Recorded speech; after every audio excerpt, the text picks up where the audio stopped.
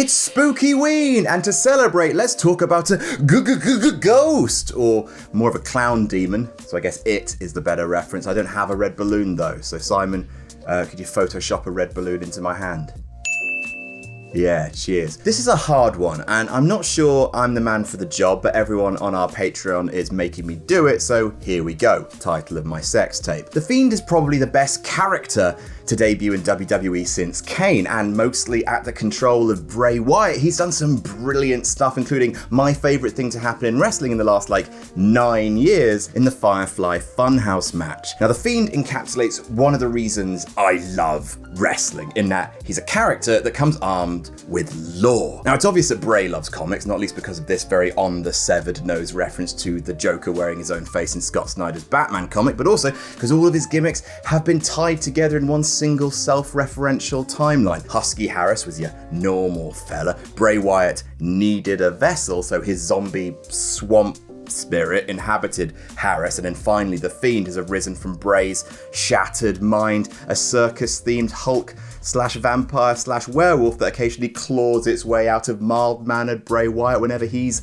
let in. It's a gimmick that feels like it comes with required reading, not least because Bray snuck a Tim and Eric Awesome Show Great Job reference onto WWE programming, you sexy beast. And you could almost teach a course on what everything means. Huskus the Pig Boy is Husky Harris, constantly body-shamed and brutalized. Mercy the Buzzard is Waylon Mercy, the gimmick that originally inspired Bray Wyatt, or perhaps the spirit of Waylon is the creature who possessed Husky Harris's vessel. There's a lot in here, and I wonder who this money-eating evil devil is supposed to be. Laurie's already run through all of this in his explained video, give that a watch. The Fiend is really good, basically. Layered, smart, appealing to diehard fans and casual fans, and also WWE has no idea what to do with it. To illustrate this point, let's compare Bray and The Fiend to someone like Kevin Owens, who is the best example of a more standard WWE character right now. Comes from the indies, very charismatic, not a gimmick so much as someone who does soap opera wrestling things, but for very understandable real life reasons. He wants to win the title to get more money, to provide his family a better life. You also understand why he would be in WWE. Ever since WWE pulled back the fourth wall in the 2010s, hell, you could trace this all the way back to The Screw Job. It's had the effect of grounding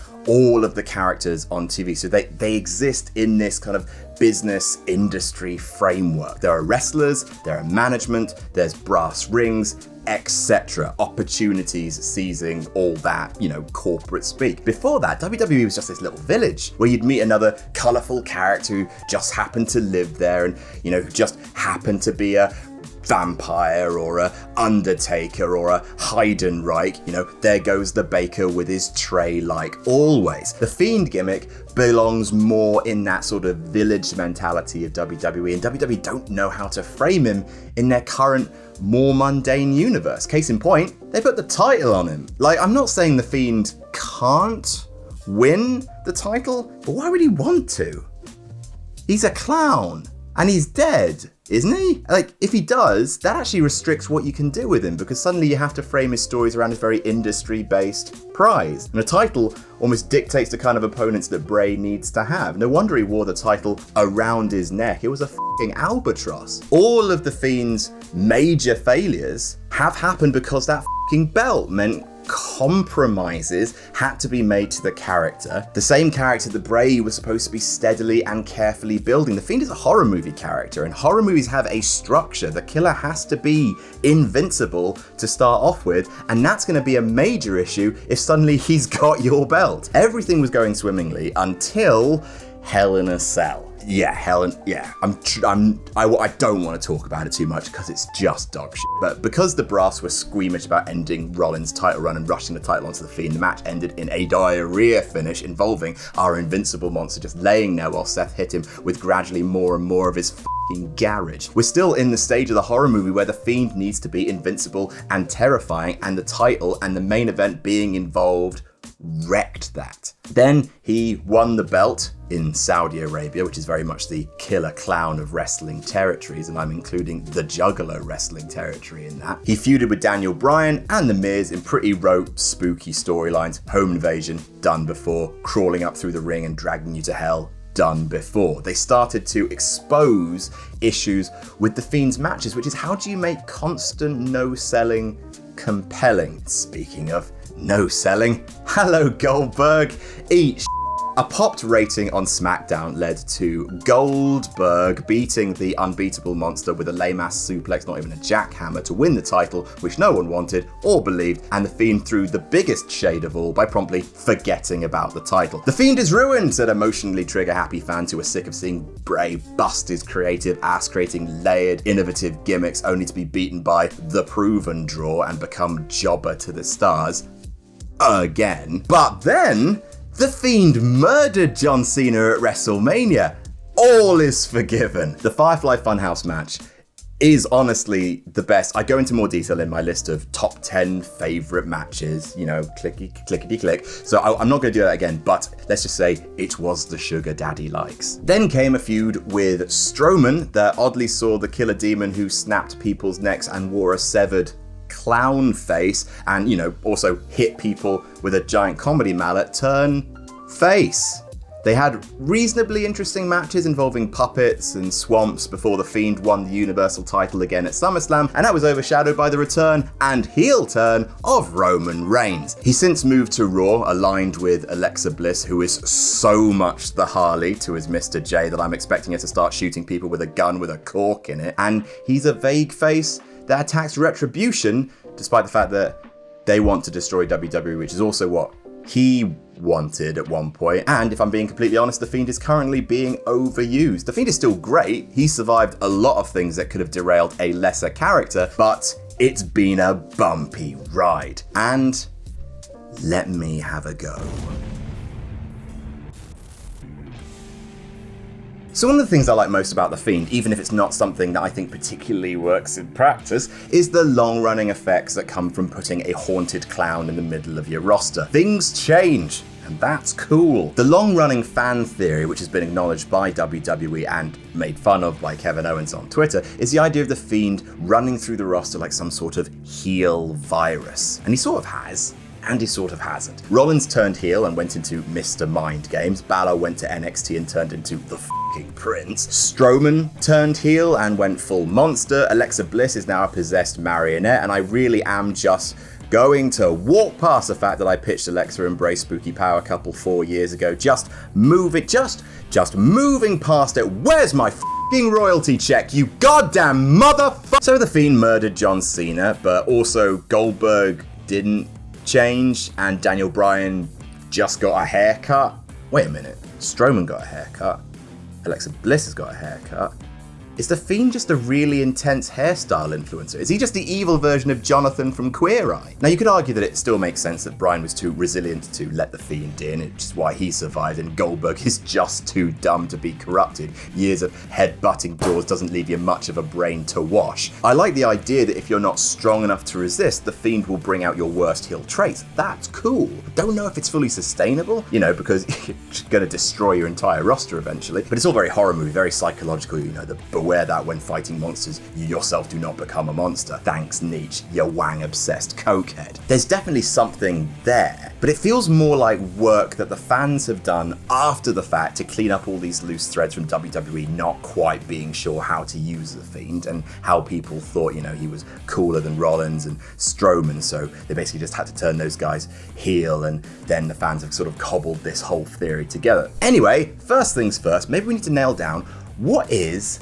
The Fiend? Is The Fiend a part of Bray Wyatt's psyche that grew inside him like clown mold, or is he an external force that has inhabited Bray and wears him like a Men in Black skin suit? Is The Fiend a psychological reaction to Wyatt's failure? Limbo is no place for a soul like yours, man, etc. Or is he a new creature, but also he can teleport? Crucially, I'm going to go with the Joker on this and say it doesn't matter. As the Clown Prince of Crime would himself say in Alan Moore's excellent Killing Joke, if I'm going to have a past, I prefer it to be multiple choice. Nailing down what The Fiend is restricts him. It's a bit more boring. But what needs to be crystal clear, I think, from the off is, what does The Fiend want. Now, you may not know where the Joker comes from, and that gives him more power, but he has expressed definite wants in the past. Like in The Killing Joke, he wanted to prove that everyone is like him, that we're all one bad day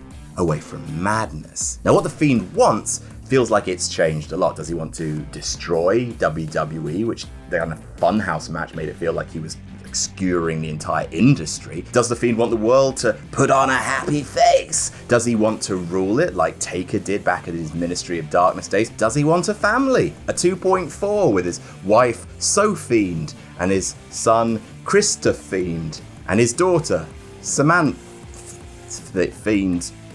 To be fair, you'd watch that sitcom. You would. So here's my pitch. It's been touched on by real life, and there's definite stuff in the lore that backs this up. The Fiend doesn't want championships, doesn't want a family. The Fiend was either contacted or created by Bray Wyatt for one purpose, which is that a lot of people have wronged me, and in the words of Lance Archer, everybody dies. Years of Bray Wyatt being mishandled, years of doily on the head, spooky fridge, wasted potential. It broke Bray. It sent him into the wilderness where the rage and the sadness made him do a very, very bad thing. He let the Fiend in. Now, this has sort of been explicitly a part of the Fiend's backstory already, but I want to make it clear from the off and have it inform every single person the Fiend wrestles and why he wrestles them. Also, and this is important, we should be seeing the Fiend in a wrestling ring maybe like 4 times a year. That's because the only major downside of the Fiend persona is it's f***ing fragile. If the Fiend stumbles or botches or is forced to lie down while someone piles a ladder and a toolbox and a stupid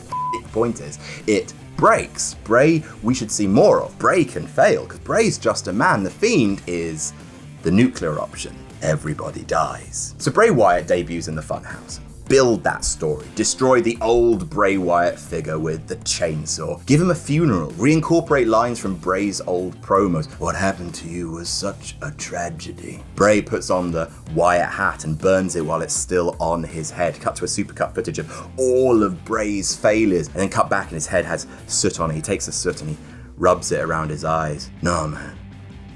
It's not time for that yet. The big thing to start off with is a statement of Bray's intent. This is going to end badly for all of us, but especially 10 little soldiers. I've made a list, and he's gonna make the rounds, and he'll see you all very soon.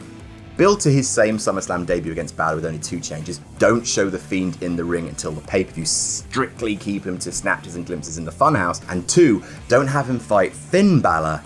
Have him fight Demon Finn Balor. He targets Finn not only because Finn was part of Bray's ultimate humiliation in the fans' eyes, you know, that awful Sister Abigail thing, but also because Finn taught him something. Finn gave him the greatest gift of all, the power of friendship, because he taught him that sometimes you have to look inside, yowie wowie, look way down deep in the dark to find your best friend, Finn. Pee-wee, Mr. Rogers, Bray, and Finn meet in the ring. They come to blows, and Finn Balor overpowers Bray. Bray tells him, that's more like the Bray Wyatt we all know, huh, kids?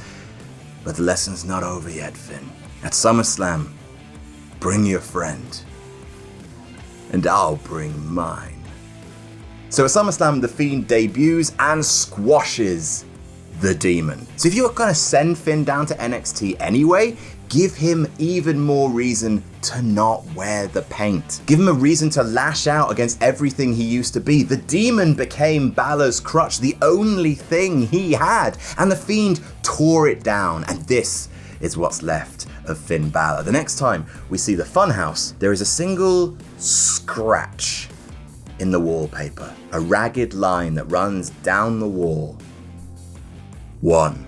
Bray Wyatt turns his attention to Randy Orton. There's a plan here. He's sort of working his way backwards through all the people he's encountered, all the people who exposed Bray Wyatt as being powerless with a haunted tractor and a room full of stupid doll heads and a dirty fridge, who took the WWE Championship from him after a PowerPoint presentation of bugs on the ring canvas. And why did WWE hate Bray Wyatt so much? Bray introduces a new member of the Firefly Funhouse called Cobra Keith, who always appears by sticking his head out of a gym bag. Cobra Keith and Abby do not get on. Every time Bray talks to him, he has to confiscate matches from Cobra Keith. Don't play with fire, kids! And he says to him, every time someone gets close to giving you what you deserve, Cobra Keith, you shed your skin, you put on a new face, and you slither away.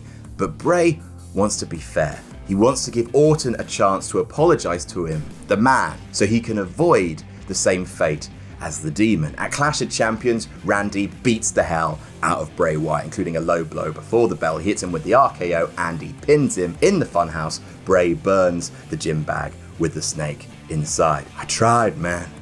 Abby then challenges Orton to a Hell in a Cell match. You burnt down my house, Randy. So now, we've built a new one for you. At Hell in a Cell, Orton faces the Fiend inside the cell, goes for an RKO, but then the Fiend snatches him out of the air, slams him to the mat with the mandible claw, and crushes him to the mat.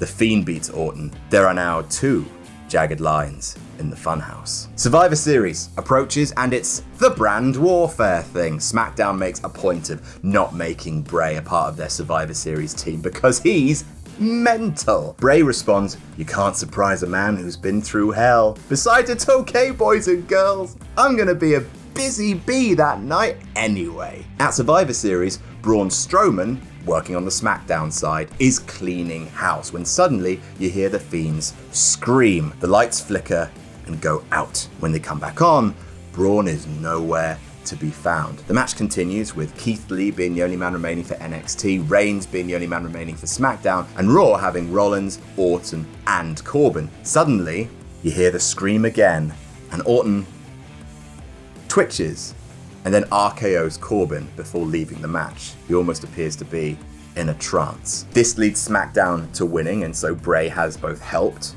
and hindered SmackDown at Survivor Series. He hurt, and then he healed. At TLC, Bray Wyatt targets Braun Strowman. He has a little black sheep in his funhouse, but the face keeps falling off and he has to keep stapling it back on. He wants to be free. He wants to forget what he is, but you've got to be true to yourself, boys and girls. At TLC, Bray is being brutalized by Strowman when Randy Orton interferes on Bray's behalf, hitting Strowman with an RKO. Bray pins Strowman and jumps up and down in celebration. Backstage, people asking Randy what the hell's going on. Randy doesn't remember anything. It's sort of like a sleeper agent. He's just getting activated when he needs to by the Fiend. Strowman goes on a rampage on SmackDown. He smashes down doors trying to find Bray. When producers and referees try to calm him down, they get his hands. The heel infection starts to take hold. Meanwhile, Bray adds a third slash mark to the Funhouse. One of his little soldiers has been cast out before he got his punishment. Gone to play the harp in another place. It's a reference to Luke Harper leaving the company. This leads to Royal Rumble and Fiend versus Strowman, and Braun promises to find his inner monster. At the Rumble, you get a similar level of carnage you got at SummerSlam. They tear the building apart, with the Fiend beating Strowman. After the match, Strowman again wrecks officials, announcers, particularly baby faces backstage, and particularly Daniel Bryan. See, Strowman changes into the monster gimmick he's sort of working with now. Instead of making that gimmick shift feel weird because it made him versus the Fiend at SummerSlam suddenly heel versus heel, and also coincided with Strowman going on a losing streak, instead he turns heel going into WrestleMania, which is why he's able to beat up Roman Reigns so much it sends him home, and also take Roman's spot at Mania and defeat Goldberg, who beat, I guess, Seth Rollins for the belt. Why not? People will probably hate that less. So instead of a bland face Braun Universal title run, you get the Monster Heel Braun Championship run, which can end at SummerSlam when Roman Reigns returns. Strowman has been defeated.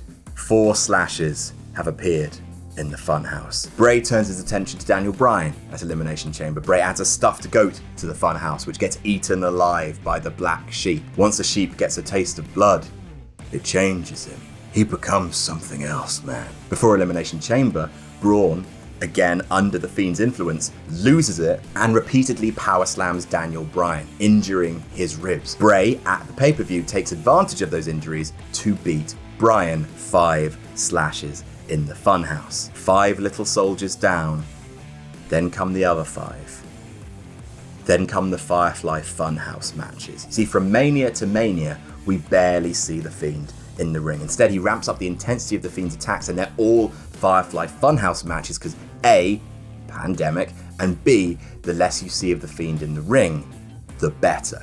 So we get Cena at Mania, and I'm changing nothing about this. It's the most laser-focused and brutal character assassination I have ever seen in wrestling. From here on out, the last 5 names on Bray's list get the Funhouse treatment, because also, all 5 of them don't wrestle full time and can vanish from the screens to really sell the Fiend's destruction. After Cena's Funhouse, a 6th slash is added to the Funhouse. And at this point, between now and next year's Mania, the Funhouse starts to get more and more dirty, falling into disrepair. The animals start disappearing as the effect of the Fiend starts to come back and hurt Bray himself. He starts to beg with people not to bring the Fiend back because he's not sure what's going to happen. Every time he lets him in, he gets stronger.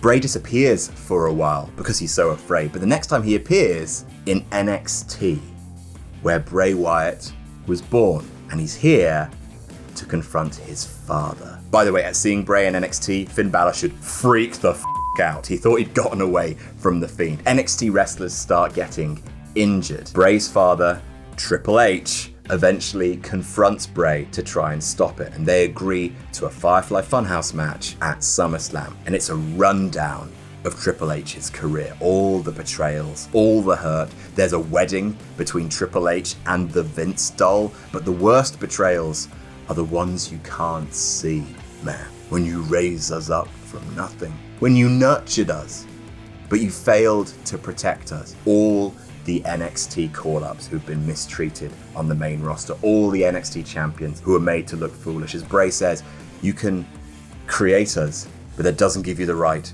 to destroy us. You can put a suit on a monster, but that won't soak up the blood. That won't pick up the broken pieces of the China dolls you've broken. He defeats Triple H. The King is dead. 7 slashes. 3 left. At this point, Bray Wyatt is really starting to lose control of the Fiend. We stop seeing Bray in person at all, only on video. It's like he's imprisoned inside the Funhouse. After SummerSlam, Bray talks about taking the King's crown, but that's never been the throne that he's wanted. That was never what the Fiend wanted. The Fiend wanted a different crown. A crown of darkness. It was promised to Bray. It was his to inherit, and the Fiend will collect. Months of videos making it clear that he's talking about The Undertaker. Taker appears on Raw in advance of Survivor Series, which is branded around 30 years since the Dead Man's debut. The lights go down, and Taker is ambushed by the Fiend, who disappears again in darkness, leaving the prone body of the dead man in the ring, who then sits up. You've done it now. You've gone and made a big mistake. Firefly Funhouse match at Survivor Series. All about Mania 31. It's the Fiend versus The Undertaker, and how Bray deserved to be the new face of fear, but Taker had allied himself too closely with the devil, and the devil protected him one last time. But unlike previous Funhouse matches, Taker uses his powers to fight back. He tears down the Funhouse walls, and suddenly they're inside a boneyard, a Firefly boneyard match. Demons teleporting all over the place, fire, lightning, shenanigans. Eventually, the two form a stalemate. The Fiend acknowledges Taker. Taker gives the Fiend a nod of respect and walks off into the darkness, never to be seen again. The Fiend is left standing in the boneyard, all alone. There are 2 left, and this builds towards Mania. Bray is locked in the Funhouse. There's only one way out. Only one force powerful enough to set me free. The devil himself. Sometime after the Rumble, Shane McMahon appears on Raw and is attacked by the Fiend. A few weeks later, Stephanie McMahon appears. She is attacked by the Fiend. Before Mania, Vince comes down to the ring. He will not have his family threatened. He calls Bray Wyatt to the ring, who appears. You called me up, boss. I was trapped in limbo and you were the only man who could pull me out. Looks like I had to make an awful lot of noise for you to notice me, huh? WrestleMania 37, Vince McMahon versus The Fiend, Firefly Funhouse match. Vince is strapped into a lie detector by the Vince puppet. All of the puppets come back and confront Vince. Vince rips the head off Huskus the pig boy. "You disgust me," he says. He calls Bray weak. He challenges Bray to an arm wrestling match and wins. "You've always been weak." They look around. Then suddenly Bray and Vince are standing in a wrestling ring made of brass. Fires start to spring up around them. Bray reveals that the last two targets are Vince and the Fiend. "Maybe you're right, Vince. Maybe it was me. Maybe the darkness in me was too much for you to handle, but maybe it was you. And there's only one way to make sure it never happens again." Bray becomes the Fiend. The Fiend and Vince dance together, and they both go up in flames. And that is the end of the Fiend. For now, like, he can, come back at some point in the future, whenever Bray Wyatt's backed into a corner, he can be that Megadeth option. But Bray Wyatt is let free by the Fiend. He has to become a new man again. And I'm pretty sure Bray Wyatt's capable of repackaging himself. Because you also don't want to see too much of the Fiend. He is a precious commodity. He may come back one day, but for now, the Fiend had a goal. 10 soldiers, the total revenge, and the plan has been completed. Like, you don't have to see Cena for a while, or Taker, or Triple H, or Vince, and you feel the long-lasting effect of the Fiend, and it's so much more powerful because he's not on Raw every week fighting Retribution. And that is how I would book the Fiend. Do you disagree? Let me know in the comments. Don't forget to like and share this video around. Subscribe to partsFUNknown, of course. And if you want to help me choose the next booking video, those are all now chosen by our patrons in fan votes at our patreon.com/partsFUNknown. So become a patron over there and be involved in what next for How Adam Would Book. Jam that jam, everyone. Jam that jam.